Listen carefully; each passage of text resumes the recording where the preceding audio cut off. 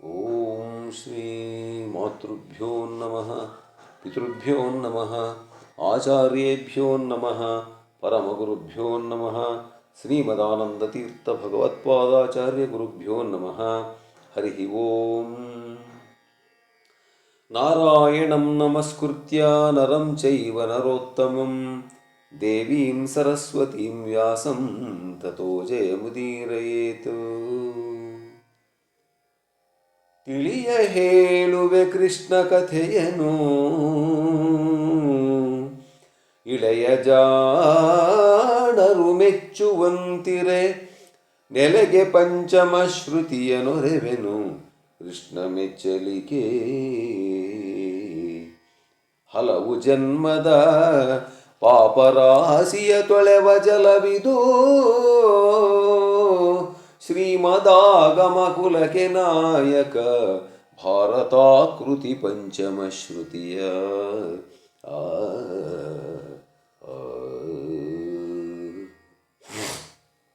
ನನ್ನ ಆತ್ಮೀಯ ಅಧ್ಯಾತ್ಮ ಬಂಧುಗಳೇ, ಕುಮಾರವ್ಯಾಸ ಭಾರತದ ವಿರಾಟ ಪರ್ವದ 4ನೇ ಸಂಧಿಯ ಸೂಚನೆ.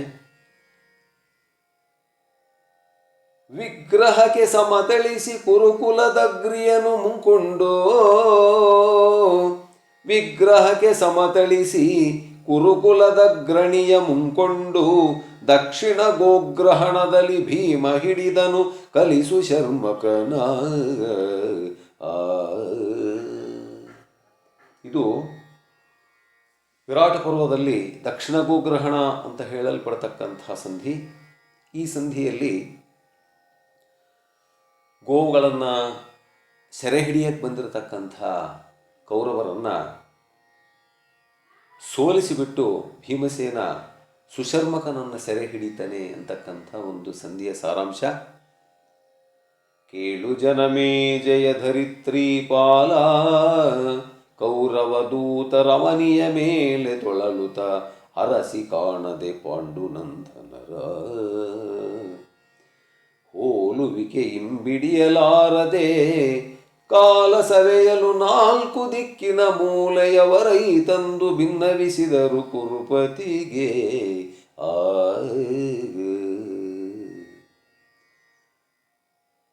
ಜನಮೇಜಯ ಮಹಾರಾಜನಿಗೆ ವಿಷಂಪಾಯ ಮುನೀಂದ್ರರು ಈ ಕಥೆಯನ್ನು ಹೇಳ್ತಾರೆ, ಜನಮೇಜಯ,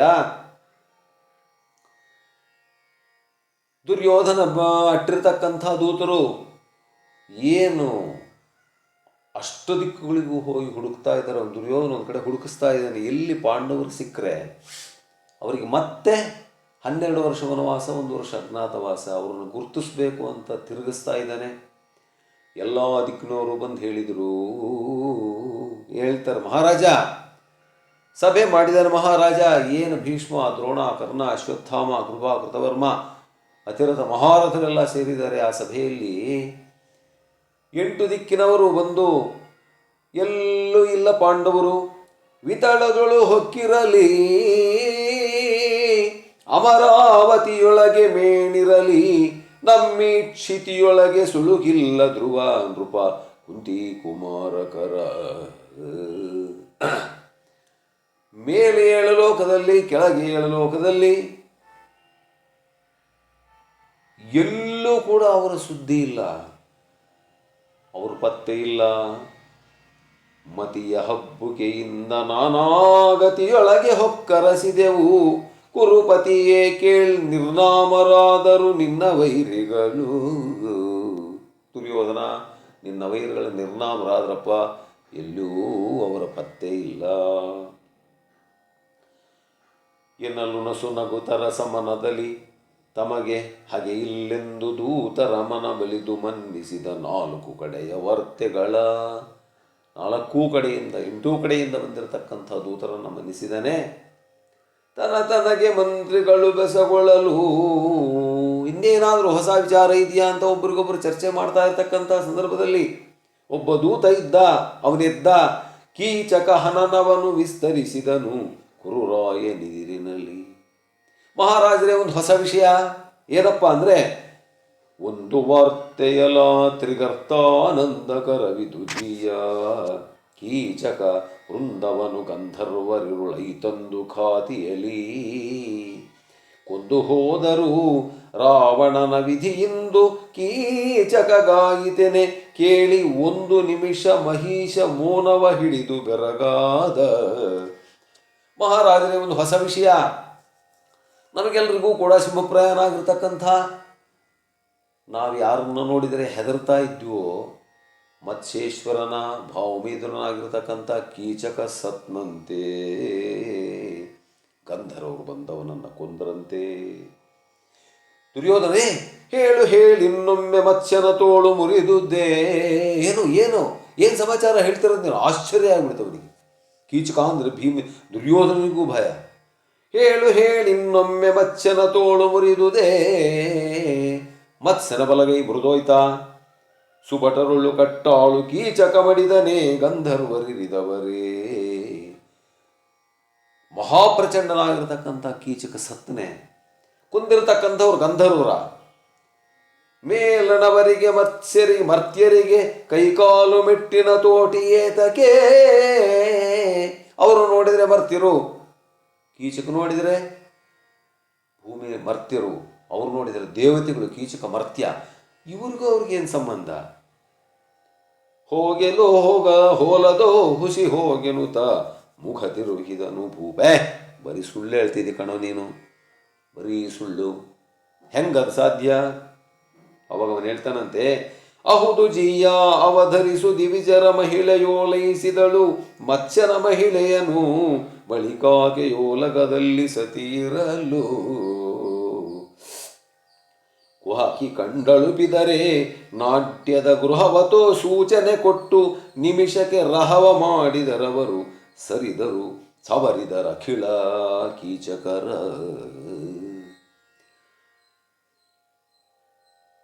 ವಿರಾಟರಾಜನ ಭಾವಮೈದನ ಕೀಚಕ ಅಕ್ಕನ ಮನೆಗೆ ಬಂದಿದ್ದಂತೆ. ಅಲ್ಲೇ ಇರತಕ್ಕಂಥ ಸೇರೇಂದ್ರ ಮೇಲೆ ಕಣ್ಣಿಟ್ಟನಂತೆ. ಅವಳನ್ನು ಹೋಗಿ ಮಾತಾಡಿಸಿದ್ನಂತೆ, ಏನೇನೋ ಅವತಾರ ಮಾಡಿದ್ನಂತೆ. ಇದು ಗಂಧರ್ವರಿಗೆ ಗೊತ್ತಾಯ್ತಂತೆ. ಗಂಧರ್ವರು ಗರಡಿ ಮನೆಯಲ್ಲಿ ಕೀಚಕನನ್ನು ಸೀಳು ಬಿಸಾಕಿದ್ರಂತೆ. ಅಲ್ಲಿಗೂ ಕೂಡ ಅವನು ಸುಮ್ಮನೆ ಇಲ್ಲದೆ ಇದ್ದರೆ 101 ಜನ ತಮ್ಮಂದರನ್ನು ಕೊಂದರಂತೆ. ಅವನ ವಂಶವನ್ನೇ ಹಾಳು ಮಾಡಿದ್ರಂತೆ. ಅಂದ ತಕ್ಷಣ ಸುಮ್ಮನೆ ದುರ್ಯೋಧನನಿಗೆ ಶಿಡ್ಲೋಡ್ದಂಗಾಯಿತು. ಅವನಿಪತಿ ಮೂಗಿನಲ್ಲಿ ಕರಪಲ್ಲವನಿಟ್ಟನು. ಮೂಗಿನ ಮೇಲೆ ಬೆರಳಿಟ್ಕೊಂಡು ಚಿಂತೆ ಮಾಡ್ತಾ ಇದ್ದಾನೆ. ತಲೆಯದೂಗಿದನು ಅಂದ್ಕೊಂತ ಇದ್ದಾನೆ. ಅವನೇನು ಸಾಮಾನ್ಯದನಲ್ಲ. ನೋಡಕ್ಕೆ ನಮಗೆ ಅವನು ಹೊರಟ ಅನಿಸ್ಬೋದು, ಆದರೆ ಭಾರೀ ತಲೆ ಅಂದ್ಕೊಂತಿದ್ದಾನೆ. ಅವಳು ದುರುಪದಿ, ಯಾರ ಮೇಲೆ ಕಂಡಿಟ್ಟಿದ್ನೋ ಅವಳೇ ದ್ರೌಪದಿ. ಖಳರ ಕೊಂದವ ಭೀಮ ಗಂಧರ್ವ. ಭೀಮಸೇನೇ ಗಂಧರ್ವ. ಗಂಧರ್ವರ ಹೆಸರಿಟ್ಕೊಂಬಂದು ಭೀಮ ಕೊಂದಿದ್ದಾನೆ. ದಿವಿಜ ಸತಿ ಎತ್ತಲು, ದೇವತೆಗಳ ಸತಿ ಎತ್ತಲಗೆ ವಿರಾಟನ ಭವನದೋಲಗ ಬೆತ್ತ. ವಿರಾಟನ ಸಭೆ ಅಂದರೆ ಅರ್ಥ ಏನು? ಪಾಂಡವರ ಕೃತ್ರಿಮ ತಂತ್ರ ಮರೆ ಇರಿಗಾರರಿವರಿಂದ. ಇದು ಪಾಂಡವರ ಕೃತ್ರಿಮ ತಂತ್ರ. ಪಾಂಡವರು ಮರೆ ಇರಿಗಾರರು, ಪಕ್ಕೆಯಲ್ಲಿ ಇದ್ಕೊಂಡು ತಿವಿತಕ್ಕಂಥ ಜನ. ಯಾಕೆ ಅಂದರೆ ನನಗೊಂದು ಅನುಮಾನ ಬರುತ್ತೆ. ಅಲ್ಲಿರ್ತಕ್ಕಂಥವ್ರ ಹತ್ರ ಎಲ್ಲ ಮಾತಾಡ್ತಾನಂತೆ ದುರ್ಯೋಧನ. ಆಚಾರ್ಯ, ಏನು ಗೊತ್ತಾ, ನಾನು ಬಕಾಸುರ, ಜರಾಸಂಧ, ಕೀಚಕ, ಭೀಮ 5 ಜನ ಸಮಬಲರಿದ್ದೀವಿ. ನಾವು 5 ಜನರು ಸಿಂಹಬಲರು. ಒಬ್ಬರು ಯಾರನ್ನ ಕೊಲ್ತೀವೋ ಇನ್ನು 3 ಜನನು ಅವರೇ ಕೊಲ್ಲಬೇಕು, ಯಾಕೆಂದರೆ ಸಮಬಲರು ನಾವು. ಹಾಗಾದರೆ ಬಕಾಸುರ ಸಿಂಹಬಲ, ಭೀಮಕೊಂದ, ಜರಾಸಂಧ ಸಿಂಹಬಲ, ಭೀಮಕೊಂದ. ಆದ್ದರಿಂದ ಕೀಚಕ ಸಿಂಹಬಲ, ಭೀಮನೇ ಕೊಂದಿರ್ತಾನೆ ಅಲ್ವಾ? ಆದ್ದರಿಂದ ಯಾತಕ್ಕೋಸ್ ಅಂದರೆ ಇದರ ಅರ್ಥ ಏನನ್ನು ಅಂತರಾರ್ಥ, ನಾಳೆ ಬೆಳಗ್ಗೆ ನನ್ನೂ ಕೂಡ ಅವನೇ ಕೊಲ್ತಾನೆ ಅನ್ನೋ ಅರ್ಥದ ರೀತಿಯಲ್ಲಿ ಇವನು ಮಾತಾಡ್ತಿದ್ದಾನೆ. ಆದ್ದರಿಂದ ಭೀಮನೇ ಇರಬೇಕು. ಆಚಾರ್ಯನ ಕರೆಸಿದ. ಭೀಷ್ಮಾಚಾರ್ಯ ಅಲ್ಲೇ ಇದ್ರು. ತಾತ, ಗಾಂಗೇಯ ಗರುಡಿಯ ಗುರು ಕರೆಸಿದನು ಗಾಂಗೇಯ ಗರುಡಿಯ ಗುರುವನಶ್ವತ್ಥಾಮ ಸೃಂಜಯವರ ಕೃಪಾಚಾರ್ಯನ ಸೈಂಧವ ಸೂರ್ಯನಂದನನ ಎಲ್ಲರನ್ನೂ ಕರೆಸಿದ. ಬರಪ್ಪ ಬರ್ರಿ ಇಲ್ಲಿ ಮಹಾ ಗುರುಗಳೇ. ಬರಿಸಿದನು ತೆಂಕಣದ ದಿಗುತಟದ ರಸುಗಳ ದೆಸೆಯಿಂದ ಬೇಗಿನ ಚರರು ಬಂದರು ಕೇಳಿರೈ ಹೊಸ ವಾರ್ತೆ ಇದೆಯಿಂದ. ಕೇಳ್ರಪ್ಪ, ಇದು ಹೊಸ ವಾರ್ತೆ. ಕೀಚಕ ಸತ್ನಂತೆ, ಗಂಧರ್ವರು ಕೊಂದರಂತೆ. ಅವನು ಕೊಂದಿರ್ತಕ್ಕಂಥವನು ಭೀಮನಾಗಲು ಬೇಕು, ಅವನು ಭೀಮನೇ ಆಗಬೇಕು. ಕೀಚಕ ಕಾಮುಕನ ದುರುಪತಿಗೆ ಅಳುಪಿದ ತಾಮಸನ ಹಿಡಿದೊರಸಿದವನಿಂದನು ಸುಯೋಧನನು. ಭೀಮನೇ ಆಗಬೇಕು, ಅವನು ಸಹ ಬೇರೇನಲ್ಲ. ಆ ಕೀಚಕನನ್ನು ಕೊಂದಿರತಕ್ಕಂಥವನು ಕೀಚಕನೇ. ಕೀಚಕ ಕೆಣಕಿದ ಮೇಲೆ ಸೈರಂದ್ರಿನೇ ದ್ರೌಪದಿ ಆಗಬೇಕು. ಅವಾಗ ಭೀಷ್ಮಾಚಾರ್ಯ ಹೇಳ್ತಾರೆ, ದುರ್ಯೋಧನ ಮಾತು ಹೋಲುವೆಯಹುದು, ನುಡಿದುದು ನೀತಿ ಧರ್ಮಜನಿದ್ದ ದೇಶವು ರಾತದೊಳು ಬರನಿಲ್ಲ ಸವೆಯವು ಬೆಳೆದ ಬೆಳಸುಗಳು. ಅಪ್ಪ ದುರ್ಯೋಧನ, ನಿನ್ನ ಮಾತು ಸರಿ ಅನಿಸುತ್ತೆ ನನಗೆ. ಯಾಕೆ ಅಂದರೆ ಎಲ್ಲಿ ಪಾಂಡವರು ಇರ್ತಾರೋ ಅಲ್ಲಿ ಮಳೆ ಬೆಳೆ ಸುಭಿಕ್ಷವಾಗುತ್ತಪ್ಪ. ಬೀತ ಬನವಲ್ಲಿಲ್ಲ, ಹುಸಿ ಕೊಲೆ ಪಾತಕಾದಿಗಳಿಲ್ಲ, ಸೊಂಪಿನ ನೂತನದ ಸಿರಿ ಎಂದು ನುಡಿದನು ರಾಯ ಗಾಂಗೇಯ. ಅಲ್ಲಿ ಬರಗಾಲ ಅನ್ನೋದೇ ಇಲ್ಲ, ಲಕ್ಷ್ಮಿ ತಾಂಡವವಾಡ್ತಿದ್ದಾಳೆ. ಎಲ್ಲಿ ನೋಡಿದರೂ ಹಸುರು, ಎಲ್ಲಿ ನೋಡಿದರೂ ಬೆಳೆ. ಎಲ್ಲಿ ಲಕ್ಷ್ಮಿಯ ಬೀಡೋ ಧರಣಿಯುಳೆಲ್ಲಿ ಸೊಂಪಿನ ನಾಡೋ, ನಗರದೊಳೆಲ್ಲಿ ವಿಭವದ ಕಡಲು ಶೈತ್ಯದ ಸಾರ ಸೌರಂಭ. ಎಲ್ಲಿ ನೆಲೆಸಿಹುದಲ್ಲಿ ಪಾಂಡವರಿಲ್ಲ, ಇಲ್ಲದಿರರು ಇನ್ನವರ ನೆಲೆಗಾಬಲ್ಲಿ ಸಂಶಯವಿಲ್ಲವೆಂದನು ಭೀಷ್ಮನ ಸುನಗುತ್ತ. ಅಲ್ಲಿ ಲಕ್ಷ್ಮಿ ತಾಂಡವಾಡ್ತಿದ್ದಾಳೆ, ಅಲ್ಲಿ ಸುಖ ಇದೆ, ಅಲ್ಲಿ ಧರ್ಮ ಇದೆ, ಅಲ್ಲೆಲ್ಲವೂ ಇದೆ. ಎಲ್ಲಿ ನೋಡಿದರೂ ಬರಗಾಲ, ಆದರೆ ಸುಭಿಕ್ಷವಾಗಿರತಕ್ಕಂಥ ನಾಡು ಅಂದರೆ ಅದು ವಿರಾಟ ನಗರವೇ. ಆದ್ದರಿಂದ ಅಲ್ಲಿ ಪಾಂಡವರು ಇದ್ದೇ ಇರ್ತಾರೆ. ದ್ರೋಣಾಚಾರ್ಯ ಹೇಳಿದರು, ದುರ್ಯೋಧನ ಅತ್ತ ಹಿಮಗಿರಿ ಮೇಲೆ ಭಾವಿಸಲಿತ್ತ ಮೂರು ಸಮುದ್ರ ಗಡಿಯಿಂದಿತ್ತ ನಾನಾ ದೇಶವೆಂಬುವು ಬರದ ಬೇಗೆಯಲ್ಲಿ ಹೊತ್ತಿ ಹೊಗೆದವು. 4 ದಿಕ್ಕಿನ ಕಡೆಗೂ ಕೂಡ ಬರದ ಬೇಗೆಯಿಂದ ಹೊತ್ತಿ ಉರಿತಾ ಇದೆ. ಮಧ್ಯ ದೇಶದಲ್ಲುತ್ತಮದ ಸಿರಿಫಲದ ಬೆಳಸುಗಳೊತ್ತೆಯ್ದು ಪಾಂಡವರ ಚಾವಡಿ ಎಂದನ ದ್ರೋಣ. ಆದರೆ ಮಧ್ಯಪ್ರದೇಶವಾಗಿರತಕ್ಕಂಥ ವಿರಾಟ ನಗರ ಸುಭಿಕ್ಷವಾಗಿದೆ, ಸುತ್ತ ಬರಗಾಲ, ಮಧ್ಯೆ ಹಸಿರು. ಇದರ ಅರ್ಥ ಏನು? ಪಾಂಡವರಲ್ಲಿದ್ದಾರೆ ಅಂತ ದ್ರೋಣಾಚಾರ್ಯ ಹೇಳಿದರು. ಇನಿ ಕನ್ಫರ್ಮ್ ಆಗಿಬಿಡ್ತು. ಏನು ಅಕ್ಕಪಕ್ಕ ದುಶಾಸನ, ರವಿಸುತ ಅಂದರೆ ಕರ್ಣ, ಇವರೆಲ್ಲ ಏನು ಹೇಳ್ತಿದ್ದಾರೆ ಗೊತ್ತಾ? ಅವಧಿ ತುಂಬದ ಮುನ್ನಲಿ ಪಾಂಡವರ ಕಾಣಿಸಿಕೊಂಬ, ಮತ್ತಂತವರು ಸತ್ಯಕ್ಕೆ ನಡೆಯಬೇಕುದು ಮುನ್ನಿನಂದದಲ್ಲಿ. ಅವರ ನೆಲೆಗಾಡಿಸುವ ತಂತ್ರದ ಹವಣನ ರೂಪವೆನೆಂದು ರವಿಸುತ ನವನಿಪಕೆ ನಸು ನಗುತ ನುಡಿದನು ರಾಜಕಾರ್ಯವ. ನಿಜ ದುರ್ಯೋಧನ, ಅಲ್ಲಿ ಅವರೇ ಇದ್ದಾರೆ ಪಾಂಡವರು. ಏನಾದರೂ ಮಾಡಿ ಅವರನ್ನು ಹುಡುಕಿಬಿಟ್ಟು ಅವರನ್ನು ಸತ್ಯಭ್ರಷ್ಟನನ್ನಾಗಿ ಮಾಡಬೇಕು, ಮತ್ತೆ ಅವರನ್ನು ನೋಡಬೇಕು, ಮತ್ತೆ 12 ವರ್ಷ ವನವಾಸ, 1 ವರ್ಷ ಅಜ್ಞಾತವಾಸ ಕಳಿಸ್ಬೇಕು. ಅದಕ್ಕೆ ನಾವು ಬೇಗ ರಾಜಕಾರ್ಯ ಪ್ರಾರಂಭ ಮಾಡಬೇಕು, ತಡ ಮಾಡಬಾರ್ದು ಅಂದ ತಕ್ಷಣ ಅವಾಗ ಭೀಷ್ಮಾಚಾರ್ಯ ಅಂತಾರೆ, ಲೇ ಅಭಯ, ರಾಜಮಂದಿರದೊಳಗೆ ನೀತಿಗಳೋಜೆ ಇಲ್ಲದ ಸಚಿವರಿಂ ನಿರ್ವ್ಯಾಜದಲ್ಲಿ ಕೇಡಹುದು ತಪ್ಪದು ಲೋಕವಾರ್ತೆ ಇದು.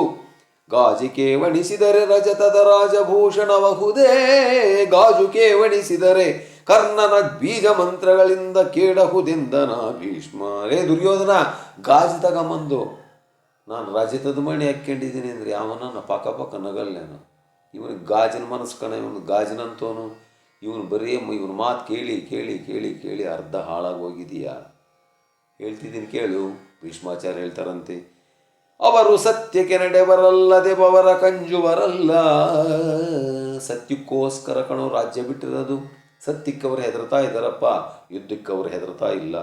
ಪಾಂಡವರ ವಧಿ ಬೀಳ್ಕೊಳ್ಳ ಬಂದು ದೈನಿ ಸಮಯದೊಳು ಕರೆಸಿ ಅವರ ಧರಣಿಯನವರಿಗಿತ್ತರೆ ನಿವ ಗರಿಷ್ಠತೆ ಇಲ್ಲ ಕೇಳಲೆ ಅವನಿಪತಿ ಎಂದೆನುತ ನುಡಿದನು ಮತ್ತೆ ಗಾಂಗೇಯ. ಈಗ ನೀವು ಅವರನ್ನು ಕರೆಸಿಬಿಟ್ಟು ಈಗಲೂ ಕೂಡ ಸಮಯ ಏನು ಕಳೆದಿಲ್ಲ, ಮುಹೂರ್ತ ಮೀರಿಲ್ಲ, ಅವ್ರನ್ನ ಕರೆಸಿ ಕೂಡಿಸಿಬಿಟ್ಟು ಸಂಧಾನ ಮಾಡ್ಕೊಂಡು ಅವರು ಭೂಮಿಯನ್ನು ಅವ್ರಿಗೆ ಕೊಡ್ರಪ್ಪ, ಭಾಳ ಕಷ್ಟಪಟ್ಟಿದ್ದಾರೆ ಅವರು ಅಂತ ಭೀಷ್ಮಾಚಾರ್ಯ ಹೇಳಿದರೆ, ಆವಾಗ ತಾತ ನಿಂದೆಲ್ಲ ಪುರಾಣ ಬಿಟ್ಬಿಡು ತಾತ, ನಾನು ಒಂದು ಛಲ ಹಿಡ್ಕೊಂಡ ಮೇಲೆ ಮುಗೀತು. ನಾನು ಅವತ್ತು ಕೃಷ್ಣನ ಹತ್ರ ಏನು ಹೇಳಿದ್ದೀನಿ, ಮುಳ್ಳು ಮನೆ ಚಳಿಪ ಧರಣಿಯ ನಿತ್ಯ ನಾದೊಡೆ ನೀ ಬಳಿಕ ನೀನಗು ಹೋಗೋ ಕದನ ಹೋಗ್ಕೊಂಡು ಬಾ ಎಂದ. ಆ ಕೃಷ್ಣ, ಒಂದು ಮುಳ್ಳು ಮನೆಯಷ್ಟು ಕೂಡ ಜಾಗ ನಾನು ಕೊಡಲ್ಲ ಅಂತ ಅವತ್ತು ಹೇಳಿದ್ದೀನ ಇಲ್ಲ? ಮತ್ತು ಅದನ್ನು ಅದ್ರಾಗ ನಡಿಬೇಕಾ ಬೇಡ? ನಡೀತಿದ್ದೀನಿ, ನಂದೇನು ತಪ್ಪು? ಸರಿ, ನಿಮ್ದೆಲ್ಲ ಇದ್ದಿದ್ದೆ, ಅವ್ರು ಕಿವೆ ಕೂಡ ಕೇಳಲಿಲ್ಲ. ಏನು ಆದೇಶ ಮಾಡಿಬಿಟ್ಟ, ವಿರಾಟನಪುರಕ್ಕೆ ಹಾಯ್ದು ತುರು ಸೆರೆಯ ತೆಗೆಸುವೆವು, ಪಾಂಡವರಿರಲು ಧರ್ಮದ ಮೇರೆ ಮರ್ಯಾದೆಗಳ ಬಲ್ಲವರು, ಅರವರಿಸದಂಗೈಸುವರು ನಾವರಿದು ಕೊಂಬೆವು, ಬಳಿಕ ವನದಲ್ಲಿ ವರುಷ 13 ಕೊಡುವೆವು ಮತ್ತೆ ವೀಳೆಯವ. ಹೇಳ್ತಾನ ದುರ್ಯೋಧನ. ಎಲ್ಲರೂ ಕೂಡ ಕೇಳ್ರಿಲ್ಲಿ, ನಾವು ಹೊರಟಿದ್ದೆ ಪಾಂಡವರನ್ನು ಗುರುತಿಸೋದಕ್ಕೋಸ್ಕರ. ಯಾವ ರೀತಿ? ಅದಕ್ಕೊಂದು ಪ್ಲಾನು. ವಿರಾಟ ರಾಜನಿಗೆ 160,000 ಆಕಳುಗಳಿದ್ದಾವೆ. ಅವರು ಉತ್ತರದ ಕಡೆ ಹೋಗ್ತವೆ ಮತ್ತು ದಕ್ಷಿಣದ ಕಡೆ ಹೋಗ್ತವೆ. ನಾವು ಹೋಗಿಬಿಟ್ಟು ಆಕಳುಗಳನ್ನು ಹಿಡಿದು ಬಿಟ್ರೆ ಆಕಳುಗಳು ಹಿಂದಿರುಗ ತನಕ ಸಾಯಂಕಾಲ ಧರ್ಮರಾಜ ಊಟ ಮಾಡಲ್ಲ, ಹಾಲು ಕುಡಿಯಲ್ಲ, ನೀರು ಕುಡಿಯಲ್ಲ. ಯಾಕೆ ನಾವು ಧರ್ಮಕ್ಕೆ ರಾಜ. ಎಷ್ಟೊತ್ತಾದರೂ ಆಕಳುಗಳು ಬರಲಿಲ್ಲ ಅಂತ ಹೇಳಿಬಿಟ್ಟು ಭಟ್ರನ್ನು ಕಳಿಸ್ತಾರೆ. ಅಷ್ಟೊತ್ತಿಗೆ ನಾವೇ ಯಾರನ್ನಾದರೂ ಒಬ್ಬರನ್ನು ಕಳಿಸಿಬಿಟ್ಟು ಈ ಥರ ಬಂದು ಸೆರೆ ಹಿಡಿದಿದ್ದಾರೆ ಅಂತ ಹೇಳಿಬಿಡೋದು. ಇನ್ನು ಅವರು ಒಪ್ಪು ಸೊಪ್ಪು ತಂದಿರತಕ್ಕಂಥ ಪಾಂಡವರಲ್ಲಿ ಯಾರಾದರೂ ಒಬ್ಬರು ವಿರಾಟ ರಾಜನ ಜೊತೆಗಿದ್ದಕ್ಕೆ ಬಂದೇ ಬರ್ತಾರೆ. ಅವರು ಪಾಂಡವರು ಅಂತ ಗುರುತಿಡಿಯೋಣ. ಆಮೇಲೆ 12 ವರ್ಷ ವನವಾಸ, 1 ವರ್ಷ ಅಜ್ಞಾತವಾಸ ಕಳಿಸೋಣ. ಏನು ಕೃಷ್ಣೇನು ಕಳ್ಳೆಪುರಿ ತಿಂತಿರ್ತಾನೆ ಅಲ್ಲ? ಈ ನನ್ನ ಮಕ್ಕಳಿಗೆ ಸ್ವಲ್ಪ ಪರಿಜ್ಞಾನ ಇಲ್ವಾ? ಯಾಕೆಂದರೆ ಜಾಲಿಯ ಮರದಂತೆ ದುರ್ಜನರು, ಮೂಲಾಗ್ರ ಪರ್ಯಂತ ಮುಳ್ಳು ಕೂಡಿಪ್ಪಂಥ, ಜಾಲಿಯ ಮರೆದಂತೆ ದುರ್ಜನರು ಸ್ವಭಾವನೆ ಹಾಗೆ. ಆ ರೀತಿ ಅವನು ಆದೇಶವನ್ನು ಮಾಡಿದ್ದಾನೆ. ಕೃಷ್ಣ ಪರಮಾತ್ಮ ಅವ್ರ ಜೊತೆಯಲ್ಲಿ ಇದ್ದಾನೆ ಅನ್ನೋದು ಅವನಿಗೆ ಪರಿಜ್ಞಾನನೇ ಇಲ್ಲ. ಏನು ಒಪ್ಪಿಗೆ ಬಿಟ್ರು. ಒಳ್ಳಿತಿದು ನಿರ್ದೋಷ ನಿರ್ಣಯವಲ್ಲರ ಅಭಿಮತಬಹುದು, ರಿಪುಗಳ ಕುಲ್ಲ ವಿದ್ಯವನರಿ ಉಪಾಯಕ್ಕೆ ಬೇರೆ ಠಾಗಿಲ್ಲ. ಅಲ್ಲಿ ಪಾಂಡವರಿಹರು ಸಂಶಯವಿಲ್ಲ, ದೇಶದ ಸೊಂಪು ಸಿರಿ ಮತ್ತಿಲ್ಲಿಯೂ ಹಿರಿದಿಲ್ಲ ನಿಶ್ಚಯವೆಂದನ. ದುರ್ಯೋಧನ, ಹೊರಟಿದ್ದೆ, ಸೈನ್ಯ ರೆಡಿ ಮಾಡಿಬಿಡು. ಗುರುವಿನ ವಿಮತವ ಹಡೆ ಕೃಪೈ ಮೊಗದಿರುಹದಿದ್ದೊಡೆ, ಭೀಷ್ಮ ಮನದಲ್ಲಿ ಮುರಿಯದಿರ್ದಡೆ, ಕುರುಕುಮಾರ ನಮ ಮತಕ್ಕೆ ಸೇರುವಡೆ, ವರಶಕುನಿಯ ಹುದೆಂದೊಡೆ, ಸೋದರರು ತಪ್ಪಲ್ಲೆಂದೊಡೆ, ಅರಸನೆಗಳ್ದುದೇ ಮಂತ್ರವೆಂದು ಸುಶರ್ಮ ಹೊಗಳಿದನು. ಸುಶರ್ಮಕ ಅಂತ ಹೇಳಿಬಿಟ್ಟು 60,000 ಜನ ಅವರು ಪಾತಾಳ ಲೋಕದಲ್ಲಿದ್ದರು. ಆ ಕೃಷ್ಣ ಪಾಂಡವರ ಕಡೆ ಹೋಗಿದ್ದು ನೋಡಿ. ಯಾಕೆಂದರೆ ಅವರು ಶತ್ರುಗಳು ಕೃಷ್ಣನಿಗೆ. ಆ ಪಾತಾಳ ಲೋಕದಲ್ಲಿರ್ತಕ್ಕಂಥ ರಾಕ್ಷಸರು 60,000 ಜನ, ಅವರಿಗೆ ಹೆಡ್ ಸುಶರ್ಮಕ, ಅವರೆಲ್ಲರೂ ಕೂಡ ದುರ್ಯೋಧನನ ಕಡೆ ಸೇರಿದ್ರು. ಏನಾದರೂ ಮಾಡಿ ಕೃಷ್ಣನ ಸ್ನೇಹಿತರಾಗಿರ್ತಕ್ಕಂಥ ಪಾಂಡವರು ಸೋಲಿಸಲೇಬೇಕು ಅನ್ನೋದು ಇವ್ರ ಮನಸ್ಸಿನಲ್ಲೂ ಇತ್ತು. ಅವರೆಲ್ಲ ಹೇಳಿಬಿಟ್ರೆ, ಹೊರಡು ದುರ್ಯೋಧನ, ಹೊರಡು, ನಾವೆಲ್ಲ ಇದ್ದೀವಿ. ಮತವಹುದು ತಪ್ಪಲ್ಲ ಪಾಂಡವಗತಿಯ ನರಿವಡೆ ಮಾರ್ಗವಿದು, ಸಮ್ಮತವು ನಿರ್ಮಲ ನೀತಿಕಾರರ ಮತಕ್ಕೆ ಮತವಹುದು, ಮನಕ್ಕೆ ಮತವಹುದು, ಅತಿಗಳಿತವಾಯಿತವಧಿ ದಿವಸ ಸ್ಥಿತಿಯೊಳೈದಾರಾಗೆ ಬಳಿಕೀಕ್ಷಿತಿಗೆ ಪಾಂಡವರುತ್ತರಾಯಿಗಳಿಂದ. ಭೀಷ್ಮಾಚಾರ್ಯರು ಗೊತ್ತಿದ್ದರೂ ಕೂಡ ಹೇಳ್ತಾರೆ, ಆಯ್ತಪ್ಪ ಒಳ್ಳೇದು, ನೀವು ಹೆಂಗೆ ಅಂದ್ಕಡಂಗೆ ಹಂಗೆ ಮಾಡ್ರಿ, ನಂದೇನು ತೊಂದರೆ ಇಲ್ಲ, ನಾನು ಹೇಳೋ ವಿಚಾರವನ್ನು ಹೇಳಿದ್ದೀನಿ, ಮುಂದಾಗ್ತಕ್ಕಂಥ ಎಲ್ಲ ಘಟನೆಗಳಿಗೂ ನೀವೇ ಕಾರಣ, ಆಗು ಹೋಗುಗಳಿಗೆ ಏನು ಮಾಡೋಕ್ಕಾಗಲ್ಲ ಅಂತ ಯಾವಾಗ ಭೀಷ್ಮಾಚಾರ್ಯ ಹೇಳಿಬಿಟ್ರು, ಆದೇಶ ಮಾಡಿಬಿಟ್ಟ ದುರ್ಯೋಧನ. ಬೀಡು ನಡೆಯಲಿ ಮುಂದೆ ಮತ್ಸ್ಯನ ನಾಡಿನುಳು ಕಟಕಾಳಿ ದೂತರು ಕೂಡೆ ಸಾರಲಿ ಕರೆಯ ಲಕ್ಷೋಣಿಯ ಅಕ್ಷೋಹಿಣಿಯ ನಾಯಕರ. ನಡೆದು ಬಿಡಲಿ ಅಕ್ಷೋಹಿಣಿ ಸೈನ್ಯ ರೆಡಿ ಆಗಿಬಿಡು. 11 ಅಕ್ಷೋಹಿಣಿ ಸೈನ್ಯ, 27,670 ಕುದುರೆ, 27,670 ಆನೆ, ಅಷ್ಟೇ ಸಂಖ್ಯೆ ದುರ್ಗ, ಲಕ್ಷಗಟ್ಟಲೆ ಪದಾತಿಗಳು, ರಥಗಳು, ಇದೆಲ್ಲ ಸೇರಿಬಿಟ್ಟು 1 ಅಕ್ಷೋಹಿಣಿ, 11 ಅಕ್ಷೋಹಿಣಿಯ ಸೈನ್ಯ ಹೊರಟು ಬಿಡ್ತು. ಜೋಡಿಸಲಿ ಗುಡಿದಡ್ಡಿ ಚಂಪೆಯ ಕೂಡಿ ಕೊಟ್ಟಿಗೆ ಬಂಡಿ ನಡೆಯಲಿ ನಾಡ ಬಿಟ್ಟಿಗಳೆಂದು ಕೌರವರಾಯ ನೇಮಿಸಿದ. ಹೊರಳೆ ಎಲ್ಲರೂ ರೆಡಿಯಾಗಿಬಿಟ್ಟು ನಡೀರಿ. ಹರಿದು ದೋಲಗ ಓಲಗ ಮುಗಿತಲ್ಗೆ ಮರು ದಿವಸ ಗುಡಿ ಹೊರಗೆ ಹೊಯ್ದವು ಸನ್ಮುಹೂರ್ತದೊಳು ಅರಸ ಹೊರವಂಟನು ಸುಶರ್ಮಾದಿಗಳ ಗಡನದಲ್ಲಿ. ಹೊರಟ್ಬಿಟ್ರು ಸೈನ್ಯ, ಹೊರಟ್ಬಿಟ್ಟು ಲಕ್ಷಾಂತರ ಜನ. ಸುರನದಿ ಸುತ ಕರ್ಣ ಕೃಪಾ ಗುರು ಗುರು ಸುತಾದಿ ಮಹಾಪ್ರಧಾನರು ಕರಿತುರಗ ರಥ ಪತ್ತಿಯಲ್ಲಿ ಹೊರವಂಟರೊಗ್ಗಿನಲಿ. ಭೀಷ್ಮಾದ್ರೋಣ ಕರ್ಣ ಅಶ್ವತ್ಥಾಮ ಕೃಪಾಕೃತವರ್ಮ ದುಶ್ವಾಸನ ಭೂರಿಶ್ರವ ಏನು ಮಹಾ ಮಹಾ ಮಹಾ ಪ್ರಚಂಡರೆಲ್ಲ ಹೊರಟುಬಿಟ್ಟಿದ್ದಾರೆ. ಮೋಹರವ ಮೇಳೈಸಿದನು ನಿರ್ವಾಹವನು ನಿಶ್ಚಯಿಸಿದನು ಮತ್ತು ಹೆಕಾರರ ಮನವ ಶೋಧಿಸಿ ಕುಂಭ ತುರುಗೊಂಬ ಸಾಹಸರ ನಟ್ಟಿದನು ವೈರಿಗಳ ಹವಗೆ ನೆಲದಗಲದಲ್ಲಿ ಬಲ ಮೋಹಿಸಿತು ನೆರೆಸಿದನು ಬಹಳ ಕ್ಷೋಹಿಣಿ ಬಲವ. ಏನು ಅಕ್ಷೋಹಿಣಿ ಸೈನ್ಯ ಬರ್ತಾ ಇದೆ, ಬ್ರಹ್ಮಾಂಡವಾಗಿರ್ತಕ್ಕಂಥ ಸೈನ್ಯ, ಹೇಳಲಿಕ್ಕೆ ಅಸಾಧ್ಯವಾಗಿರ್ತಕ್ಕಂಥ ಸೈನ್ಯ. ಬಂತು ಬಂತು ಬಂತು ಬಂತು ಬಂತು ಬಂತು ವರ್ಣನೆಗೆ ಅತೀತವಾಗಿರತಕ್ಕಂಥ ಸೈನ್ಯ ಬರ್ತಾ ಇದೆ. ಆರತಿಗಳೆತ್ತಿದರು, ಆರತಿ ಎತ್ತಿದ್ರಂತೆ ತಳಿದುಪ್ಪಾರತಿಯ ಸೂಸಿದರು ಘನರಥದೋರಣದ ಮಧ್ಯದಲ್ಲಿ ಕೌರವರಾಯ ಕುಳ್ಳಿರಲು. ಏನ ಸೈನ್ಯದ ಮಧ್ಯೆ ಮಹಾ ಛಲದಂಕಮಲ್ಲನಾಗಿರತಕ್ಕಂಥ ದುರ್ಯೋಧನ ಕುತ್ಕೊಂಡಿದ್ದಾನೆ. ಸಾರಿದರು ಭಟ್ಟರು ಮಹಾನಾಗಾರಿಗಳು ಬಿರುದಾವಳಿಯ ಕೈವಾರಿಸುವ ಜಯರವದೊಡನೆ ನಿಸ್ಸಾಳ ಸೂಳೈಸೆ. ನಿಸ್ಸಾಳ ಪಟಹ ಡಿಂಡಿಮ ರಣವಾದ್ಯಗಳು ಏನು ಹೊರಟು ಬಿಟ್ರಂತೆ ದುರ್ಯೋಧನ. ಎಂಥ ಪ್ರಚಂಡ ಅಂದರೆ ಅವನಿಗೆ ಯಾವುದಕ್ಕೆ ಕಡಿಮೆ ರೀ. ಅದಕ್ಕೆ ಮತ್ತು ದುರ್ಯೋಧನ ಪ್ರತಿಯೊಂದು ಪಾತ್ರನೂ ಅಷ್ಟು ಕುಮಾರವ್ಯಾಸ ಕೆತ್ತಿಬಿಟ್ಟಿದ್ದಾನೆ ಮಹಾಭಾರತದಲ್ಲಿ. ಬಂತು ಬಂತು ಬಂತು ಬಂತು ಒಳ್ಳೆ ಅಷ್ಟಮಿ ದಿನ ಬಿಟ್ಟಿದ್ದಾರೆ. ನೋಡಿ ನೋಡಿ ಕರ್ಮ, ಅಷ್ಟಮಿ ದಿನ ಯಾವುದೇ ಕೆಲಸ ಮಾಡಬಾರ್ದು, ಎಲ್ಲಿಗೂ ಹೊರಡಬಾರ್ದು ಅಂತ ಒಂದು ಗಾದೆ ಮತ್ತು ಮೈಮುರಿಸ್ಕೆಂಬೋ ಗ್ರಾಚಾರ ಇದ್ದಾಗ ಅಷ್ಟಮಿನೂ ಒಂದೇ ನವಮಿನೂ ಒಂದೇ. ಪಡವಿ ಜಡಿದುದು ಪಣಿಯ ಹೆಡೆಗಳು ಮಡಿದ ಆಶಾದಂತಿಗಳು ತಲೆ ಕೊಡಕಿದವು ಬಲದೊಳಗೆ ಮೊಳಗುವ ಲಗ್ಗೆವರೆಗಳಲ್ಲಿ. ಕಡಲು ಮಗೆದುದು ಏನು ಸುಮ್ಮನೆ ಸಮುದ್ರ ಎದ್ದೆದ್ದು ಬಿಡಿತಾ ಇದೆಯಂತೆ. ಪಡವಿ ಜಡಿದುದು ಭೂಮಿಯಲ್ಲಿ ಭಯಂಕರವಾಗಿರ್ತಕ್ಕಂಥ ಶಬ್ದ.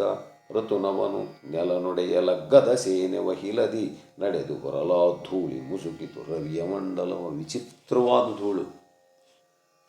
ಹೆಂಗಿದೆ ಸೈನ್ಯ ಅಂದರೆ ಪ್ರಳಯ ಪಟು ಜಲರಾಶಿ ಜಡಿದುದೋ ತಳಿತ ಸಂದಣಿ ಇಲ್ಲಿ ಕಡೆ ಈ ದಳಕ್ಕೆ ಮಾರ್ಮಲೆ ತಾರು ನಿಲ್ಲುವರು ಇಂದ್ರಯ ಮರುಳಗೆ. ತ್ರಿಮೂರ್ತಿಗಳು ಅಷ್ಟದಿಕ್ಪಾಲಕರು ಯಾವ್ಯಾವನು ಸಮ ಅಲ್ಲ. ಹುಲುರು ಪರಿಗಿ ಒಡ್ಡುಗಡ ಈ ಬಲುಹು ಹೊದರಿನ ಹೊರಳಿ ಕಳಕಳಿಕೆ ಏಕೆನೆ ನೂಕಿದುದು ಕುರುಸೇನೆ ತಟ್ಟೈಸಿ. ಬಂತು ಬಂತು ಬಂತು ಬಂತು ಬಂತು ಎರಡು ಮೋಹರವಾಗಿ ತೆಂಕಲು ಹರಿದು ತುರುಗಳ ತಡೆಯಿ. ದುರ್ಯೋಧನ ಹೇಳ್ದ, ಲೈ ಸೈನ್ಯ ಎರಡು ಭಾಗ ಆಗಲಿ, ಸಮಸಪ್ತಕರೆಲ್ಲ ಒಂದು ಕಡೆ ಹೋಗಿಬಿಡ್ರಿ. 60,000 ಜನ ಅದಕ್ಕೆ ಒಡೆಯ ಸುಶರ್ಮಕ, ಇನ್ನೊಂದು 100,000 ಜನ ಈ ಕಡೆ ಉತ್ತರದ ಕಡೆ, 60,000 ಜನ ದಕ್ಷಿಣದ ಕಡೆ, 160,000 ಆಕಳುಗಳು. ಅಷ್ಟೇ ಸೈನ್ಯ. ಅದು 60,000 ಜನ ಮಹಾಪ್ರಚಂಡರು, ಅದರ ಹಿಂದೆ ಸೈನ್ಯ ಲಕ್ಷಗಟ್ಟಲೆ. ಎರಡು ಮೋಹರವಾಗಿ ತೆಂಕಲು ಹರಿದು ತುರುಗಳ ತಡೆಯೇನೇ ನಾ ಉತ್ತರದ ಲಾನುವೆನುತ ನೃಪತಿ ತ್ರಿಗರ್ತರನು ಕಳುಹಿ ಹುರಿಯೊಡೆದು 16,000 ಮಹಾರಥರೊಗ್ಗಿನಲ್ಲಿ ದುರ್ಧರ ಸುಶರ್ಮನು ದಾಳಿ ಇಟ್ಟನು ತೆಂಕ ದೆಸೆಗಾಗಿ. ದಕ್ಷಿಣ ದಿಕ್ಕಿ ಸೀದ ಬಂದ ಆಕಳಗಳನ್ನು ಇಟ್ಕೊಂಡ್ಬಿಟ್ಲು. ಹಾಲು ಸುತ್ತಲು ಕಟ್ಟಿ ತುರುಗಳ ಕೋಳ ಹಿಡಿದರು ಒಬ್ಬಿರಿದು ಗೋಪಾಲರಂತರೆ ಕಾದಿದರು ಕಡಿ ಖಂಡಮಯವಾಗೆ. ಏನು ಪಾಪ ಗೋಪಾಲಕರನ್ನೆಲ್ಲ ಹೊಡೆದುಬಿಟ್ರು. ಒಬ್ಬನ್ನು ಕರೆದ್ರು, ಮೂಗಿನ ಮೇಲೆ ಇಟ್ಬಿಟ್ರು ನಾಮಾನ. ಆಕಳಗಳನ್ನು ಸೆರೆ ಹಿಡಿದುಬಿಟ್ರು, ಅವನನ್ನು ಅಲ್ಲಿ ಕಳಿಸಿಬಿಟ್ರು. ಅವನ್ನೇರವಾಗಿ ವಿರಾಟರಾಜನ ಆಸ್ಥಾನಕ್ಕೆ ಬಂದ, ನಮಸ್ಕಾರ ಮಾಡಿದ. ಸ್ವಾಮಿ, ಭಯಂಕರವಾಗಿರ್ತಕ್ಕಂಥ ಸೈನ್ಯ ಬಂದ ಆಕಳಗಳನ್ನು ಹಿಡಿದುಬಿಟ್ಟಿದೆ, ಏನು ಮಾಡೋಕ್ಕಾಗ್ತಾ ಇಲ್ಲ. ದುರ್ಯೋಧನನ ಸೈನ್ಯ ಯಾರು ಗೊತ್ತಾಗ್ತಾ ಇಲ್ಲ. ದುರ್ಯೋಧನ ಅಂತ ಹೆಸರು ಹೇಳ್ತಾ ಇದ್ದಾರೆ, ಏನು ಮಾಡಬೇಕು ಅರ್ಥ ಆಗ್ತಾ ಇಲ್ಲ. ಕೇಳಿ ಸಿಡಿಲೇಳಿಗೆಯಲೆದ್ದು ನೃಪಾಲರನ್ನು ಗಜ ಭಜಿಸಿ ರಭಸದಳು ಒಲಗವು ಹೊರವಂಟು ನಡೆದರು ಭಾಷಗಳ ಕೊಡುತ್ತ ಆಳು ಕೈದುವ ಕೊಂಡು ಕರಿಘಟೆ ಮೇಲವಿಸಿ ಹಲ್ಲಣಿಸಿ ತೇದಿಗಳೋಲೆಯಲ್ಲಿ ರಥ ಹೂಡಿ ಕವಿದುದು ಮತ್ಸ್ಯ ಪರಿವಾರ. ಏನು ಸುಮ್ಮನೆ ವಿರಾಟ್ ರಾಜ ಸೈನ್ಯದ ಸಮೇತ ರೆಡಿ ಆಗಿಬಿಟ್ಟ. ಪಕ್ಕದಾಗ ಧರ್ಮರಾಜಿದ್ದ. ಭೀಮಣ್ಣ ಬಾಯ್ತಿತ್ತ, ಬಾರಯ್ಯ, ಇವರು ತಮ್ಮೊಳಗೆಂದರದು ನಮ್ಮ ಬರಬಲ. ಗೊತ್ತಾಗ್ಬಿಡ್ತಾವ್ರ ಹಣೆ ಬಾರ ಏನು ಅಂತ. ಧರ್ಮರಾಜ ಅಂತಾನೆ, ಇದು ನಮ್ಮವ್ರ ಬಲ ಕಣಯ್ಯ, ಬಾರಪ್ಪ ಭೀಮಸೇನ, ನನ್ನ ಜೊತೆಗೆ ಹೋಗೋಣ, ಒಂದು ಸ್ವಲ್ಪ ಆದರೂ ಋಣ ತೀರ್ಸೋಣ ಅವನಿಂದ ತಿರುಗಿ. ಯಾರು 1 ವರ್ಷದಿಂದ ಇಟ್ಕೊಂಡಿದ್ದಾನೆ ವಿರಾಟ್ ರಾಜ ಅಂತ ಹೇಳಿಬಿಟ್ಟು, ನಾವು ಬರ್ತೀವಿ ಅಂದರು. ನಿಮಗೇನು ಬರುತ್ತಾಯ ಅಂದರು. ಸುಮ್ಮನೆ ಹಂಗಿದ್ರೆ ಚೆನ್ನಾಗಿ ಅಂತ ಹೇಳಿಬಿಟ್ಟು ವಿರಾಟ್ ರಾಜನ ಜೊತೆಗೆ ಅವ್ರು ಯುದ್ಧಕ್ಕೆ ಹೊರಟಿದ್ದಾರೆ. ಬಂತು ಬಂತು ಬಂತು ಬಂತು ರಥ ಎಂದು ತಮ್ಮಂದೆ ಆಯ್ತಲ್ಲೆಲ್ಲ. ಆಮೇಲೆ ತೂರುವಳೆಗಳ ಲಗ್ಗೇರಿ ಕೆಂಧೂಳಿ ಮುಸುಗಿ ವಿರಾಟ ಭೂಪತಿ ಆಳು ಕವಿತರೆ ಕಂಡು ಸೈರಿಸಿ ತುರುವ ತಿಂದಿಕ್ಕಿ ಕಾಳೆ ಕವಭೋ ಕೊಟ್ಟರು ಚಡಾಳಿಸಿ ಸೂಳವಿಸಿ ನಿಸ್ಸಾಳ ದಿಕ್ಕಿನ ಮೂಲೆ ಬೆರಿಯ ವಿರಾಟ ಬಲ ಹಳಚಿದುದು ಪರ. ಏನೊಂದಕ್ಕೊಂದು ಬಂದು ಹೊಡೆದಾಟ ಪ್ರಾರಂಭ ಮಾಡಿಬಿಟ್ರು. ಒಡಿ ಒಡಿ ಒಡಿ ಒಡಿ ಒಡಿ ಒಡಿ ಭಯಂಕರವಾದ ಯುದ್ಧ. ಅವರು ಪರಾಕ್ರಮದಿಂದ ನುಗ್ಗುತ್ತಿದ್ದಾರೆ. ಆದರೂ ಕೂಡ ಇವರು ವಿರಾಟನ ಸೈನ್ಯ ಚಿಕ್ಕದಾದರೂ ಕೂಡ ಭಯಂಕರವಾಗಿ ಹೋರಾಡ್ತಾ ಇದೆ. ಬಲ ಮುರಿದು ಬರುತ್ತಿರಲು ಖಾತಿಯ ತೆಳೆದು ವೀರ ಸುಶರ್ಮಕನು ಅಂಬಿನ ಮಳೆಯ ಕರವು ತರಿಪು ವಿರಾಟನ ರಥವ ತರುವಿದನು. ಎಲ್ಲವೋ ಪಡಪಡ ಮಚ್ಚ ಹುಲು ಮಂಡಳಿಕ ನಿನಗೆ ನಾಳುತನವೆಂದು ಉಲಿದು ಕೈಗೊಂಡೆಚ್ಚು ಕಾದಿದನ ವಿರಾಟನ ಹತ್ರ ಯುದ್ಧ ಮಾಡ್ತಾ ಮಾಡ್ತಾ ಮಾಡ್ತಾ ಮಾಡ್ತಾ ವಿರಾಟನ ಸೆರೆ ಹಿಡಿದು ಬಿಟ್ಟ. ಸೆರೆ ಹಿಡ್ಕೊಂಡು ರಥದಾಗ ಹಾಕ್ಕೊಂಡು ಓಡ್ತಾ ಇದ್ದಾನೆ. ಹೋದ ಹೋದ ಹೋದ ಹೋದ ಮುಂದೆ ಭೀಮಸೇನ ಧರ್ಮರಾಜನ ಪಕ್ಕದಾಗ ಸುಮ್ಮನೆ ಕುಂತಿದ್ದಾನೆ. ಭೀಮಸೇನ ಅಂದ, ಏನಣ್ಣ? ಅಲ್ಲೇ ಅವನು ಹಾಕ್ಕೊಂಡು ಹೋಗ್ತಿದ್ದಾನೆ ಕಣಯ್ಯ. ಬಲವನಾಯಕವಾಯಿತು ಮಚ್ಚನ ಕುಲಕ್ಕೆ ಬಂದುದು ಕೇಡು, ಸುಮ್ಮನೆ ನಿಲುಕುವುದು ಅನುಚಿತ ಭೀಮಾ ಬಿಡಿಸು ವಿರಾಟ ಭೂಪತಿ. ಅಲ್ಲಪ್ಪ, 1 ವರ್ಷದಿಂದ ನಮ್ಮನ್ನು ಸಾಕಿದಾರಲ್ಲಯ್ಯ, ಹೋಗಯ್ಯ, ಅದೇನು ನಿನಗೇನು ದೊಡ್ಡದು, ಹೋಗವನು ಬಿಡಿಸ್ಕೊಂಬಾರಪ್ಪ. ಗೆಲುವು ಪರಬಲ ಕಾಯಿತೇನೆ ರಿಪು ಕುಲದ ದವಾನಳನು ಅಣ್ಣನಾಗ್ನೇ ತಲೆಯೊಳಾಂತನು ಮುಂದಣಾಲನ ಮರವನ್ನು ನೋಡಿದನು. ಹಿಂಗೆ ಆಲದ ಮರನ ಬಗ್ಗೆ ನೋಡಿದ. ಇವನಿಗಾಗಲೇ ಅನಿಸ್ತಲೆ ಇವನ ಅಜ್ಜಿನಾಡ ಪಾತ ಪುನ್ಕೊಂಡು ಕಣ್ಣು ಓದ್ತಿನ ಮೇಲೆ ಅಂತ. ಅಲ್ಲಯ್ಯ, ನಾನೇನು ಮಾಡ್ತೀನಿ ಗೊತ್ತಾ ಅಣ್ಣ, ಈಗ ಅಲ್ಲಿ ಆಲದ ಮರ ಇದೆ. ಕೆಮ್ಮರವನದ ಕಿತ್ತು ವೈರಿ ಸುಶರ್ಮಕನ ನೊರೆಸುವೆನು, ಬವರದೊಳೊಮ್ಮೆರಿ ಮೋಹರವನ ಅರೆವೆನು ಜಿಯಾ ಚಿತ್ತೈಸು. ಆ ಮರ ಕಿತ್ಕೊಂಡು ಹೋಗಿ ಅವನು ನಿಕ್ಕಲಾಯ್ಕಿ ಬಿಡ್ತೀನಿ. ಆ ಸೈನ್ಯ ಎಲ್ಲ ನಾಮಾವಶೇಷ ಮಾಡಿಬಿಡ್ತೀನಿ. ಅಯ್ಯೋ ನಿನ್ನ ತಮ್ಮ ಅಂದ್ರೆ ಹಿಂಗ ಬೇಡಪ್ಪ. ನೀನು ಅಕಸ್ಮಾತ್ ಮರ ಮುರಿದ್ರೆ ಗ್ಯಾರಂಟಿ ಭೀಮ ಅಂತಂತಾರಯ್ಯ. ಭೀಮ ಅನ್ನೋದು ಗೊತ್ತಾಗ್ಬಿಟ್ರೆ ಮತ್ತೆ 12 ವರ್ಷ ವನವಾಸ, 1 ವರ್ಷ ಅಜ್ಞಾತವಾಸ ಬೇಡ. ಅವನ್ನ ಎಳ್ಕೊಂಬರಕ್ಕೆ ಮರ ಯಾಕಯ್ಯ? ನೀನು ಮಹಾವೀರ, ಹೋಗಯ್ಯ ಎಳ್ಕೊಂಬ. ಮರನ ಮುರಿದಡೆ ನಮ್ಮ ಅರಿವನು ಕುರುಕುಲ ಗುರಣಿ, ಈ ಅಮಾನುಷ ಪರಮಸಾಹಸ ಭೀಮಸೇನಂಗಲ್ಲದಿಲ್ಲೆಂದು. ಅದಕ್ಕೋಸ್ಕರ ಉಗ್ರ ಕರ್ಮವ ನೆನೆಯಬೇಡ, ವ್ಯಗ್ರದಲ್ಲಿ ಸಾಧಿಸಿದೆ ಅವಧಿ ಸಮಗ್ರವನು. ಸಾಕಿನ್ನು ಬಿಸುಡು ವಿರಾಟನನ್ ಭೂಪತಿಯ. ಕುಂಬಾರ್ಗೊಂದು ವರ್ಷ, ದೊಣ್ಣಿಗೊಂದು ನಿಮಿಷ ಅಂತಾರಲ್ಲ, ಹಂಗಾಗುತ್ತಯ್ಯ. ಬೇಡ, ಉಗ್ರ ಕರ್ಮ ನೆನೆಬೇಡ ಅಂದ ತಕ್ಷಣ ಎದ್ದು ಬಿಟ್ಟ. ಸರಳ 1008 ತುರಕವನ್ನು ಸೀಳಿದನು, ಕೊಂದನು ಕರಿಘಟೆ 500 ಮುರಿದನು, ತೇರು 1000ವ ಅರಿಪದಾತೀನೆಂದು ಲಕ್ಕವನೊರೆಸಿದನು. ಬೆಂಬತ್ತಿ ಬಿಡು ಬಿಡು ದೊರೆ ವಿರಾಟನ ನೆನುತ ಹಿಡಿದನು ಕಲಿಸು ಶರ್ಮಕನ.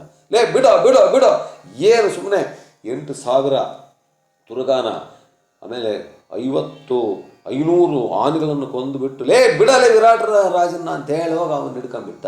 ವಿರಾಟ್ ರಾಜನ ರಥದಕ್ಕೆ ಹಾಕ್ಕೊಂಡ, ಆ ಸುಶರ್ಮಕನ್ನ ಸೆರೆ ಹಿಡ್ಕೊಂಡು ಅವನ್ನ ಹಾಕ್ಕೊಂಡ, ಸೀದಾ ಬಂದುಬಿಟ್ಟ. ಅವಾಗ ಪಕ್ಕದಾಗ ವಿರಾಟ್ ರಾಜ ಅಂತನಂತೆ, ಒಲಲ ಮೆಚ್ಚಿದೆನೆ ಈ ಮಹಾದೇವ ಅಲಗು ಸಾಹಸಿ ತನ್ನ ಬಿಡಿಸಿದೆ ಸಿಲುಕಿದನು ಹಾಗೆ ಎನ್ನುತ್ತ ಗೋಳೈಸಿದ ವಿರಾಟಪ್ಪ. 1 ವರ್ಷ ನಿಮ್ಮನ್ನು ಸಾಕಿದ್ದಕ್ಕೆ ಸಾರ್ಥಕ ಮಾಡಿದೆಯ, ಭಾಳ ಸಂತೋಷ ಆಯಿತು ಅಂತ ವಿರಾಟ್ ರಾಜ ಸಂತೋಷಪಟ್ಟ. ಆವಾಗ ಸೀದಾ ರಥ ಧರ್ಮರಾಜನ ಹತ್ರಕ್ಕೆ ಬಂತು. ಧರ್ಮರಾಜ ಅಂದ, ಅಲ್ಲಯ್ಯ ವಿರಾಟ್ ರಾಜನ ಹಿಡ್ಕೊಂಬಂದಿ ಸರಿ, ಇದ್ಯಾದ್ರದಯ್ಯ, ಅದೇನು ಶನಿನ ಕಟ್ಕೊಂಡು ಸಂತಿಗೆ ಬಂದಂಗೆ ಬಿಡಿಸಲೇ ಅವ್ನು ಹೋಗ್ಲಿ. ಆವಾಗ ಪಕ್ಕದಾಗ ಅವನಿದ್ದ, ಅಯ್ಯೋ ಇವ್ನು ಹಿಡ್ಕೊಂಬಂದ ಅಂದ್ಕೊಂಡು ಅವ್ನು ನನಗೆ ಬಿಟ್ಟನಂತೆ. ಅವನು ಸುಮ್ಮನೆ ತಲೆ ಮೇಲೆ ಬಟ್ಟೆ ಹಾಕ್ಕೊಂಡು ಹೋಗಿದ್ದೆ ಹೋದ ಹೋದ ಹೋದ ಹೋದ ಅವನು ಹಸ್ತಿನಾವತಿ ಬೀಳ ತನಕ ಹೋಗಿಬಿಟ್ಟ ಅವನು. ಯಾರು? ಇವನು ಸುಶರ್ಮಕ. ಆ ರೀತಿ ವಿರಾಟನನ್ನು ಬಿಡಿಸಿಬಿಟ್ಟಿದ್ದಾರೆ ಪಾಪ. ಮಾನಭಂಗದ ಮೇಲೆ ಕೌರವ ಸೇನೆ ಸರಿಯೇ ಸುಶರ್ಮ ದುಮ್ಮಾನದಲ್ಲಿ ಕಡು ಮುಸುಕಿ ತಿರುಗಿದನು ಪಾಳಯಕ್ಕೆ. ಈ ರೀತಿ ಅವರು ಮುಗಿಸಿದರು ಅಂತಕ್ಕಂಥದ್ದು ಕೃಷ್ಣಾರ್ಪಣಮಸ್ತು.